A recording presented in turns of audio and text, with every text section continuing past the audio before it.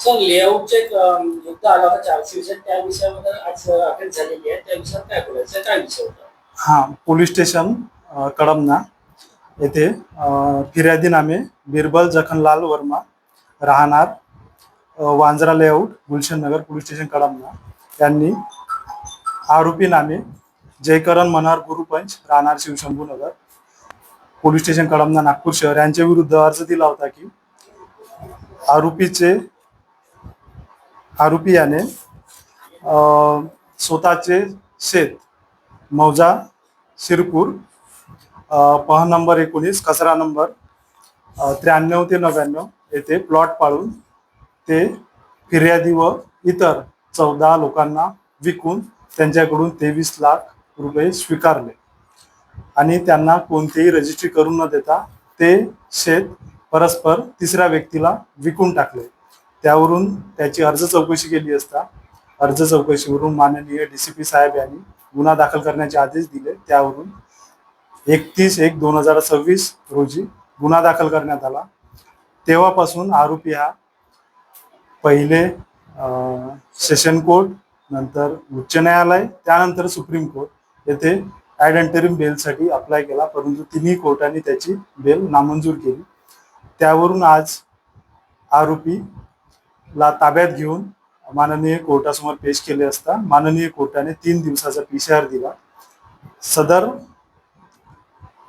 सदर जो गुन्हा दाखल होता पोलीस स्टेशन कळमना 79/2026 कलम 420 406 भादवी, सदर गुन्ह्याचा तपास चालू आहे आणि त्याचा पुढील तपास चालू आहे.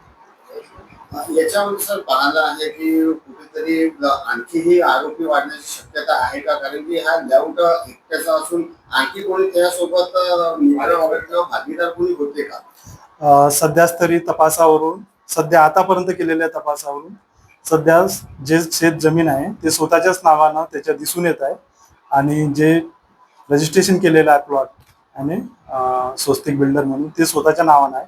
अजून तपास चालू आहे. आता त्याच्या PCR मध्ये काय होते त्याच्यावर ते निष्पन्न करून आपण पुढील आरोपी मिळून आल्यास त्याच्यामध्ये कलम वाढ करून आरोपी आपण निष्पन्न करू. याच्यामध्ये किती प्लॉटची हेरफेर त्यांनी केलेली होती काय सांगा? सध्या ते 700 लोकांना विकला होता, परंतु आपल्यापर्यंत आतापर्यंत 15 लोक आलेले आहे. अजून तपास चालू आहे. अजून काही लोक आले तर त्यांना साक्षीदार करून आपण ते ऍड करून घेऊ. आणखी लोक असतील तर अशा लोकांना काय आव्हान पोलीस विभागाकडनं किंवा कळमना पोलीस स्टेशन कडनं राहील काय सांगा? लोकांना असे आव्हान आहे की मौजा शिरपूर पह नंबर 19 खसरा नंबर 93 ते 99 यांच्यामध्ये ज्यांनी कुणी प्लॉट विकत घेतला असेल आणि पैसे जयकरण मनोहर गुरुपंच यांना दिले असेल तर त्यांनी पोलीस स्टेशन कळमना येथे संपर्क साधावा.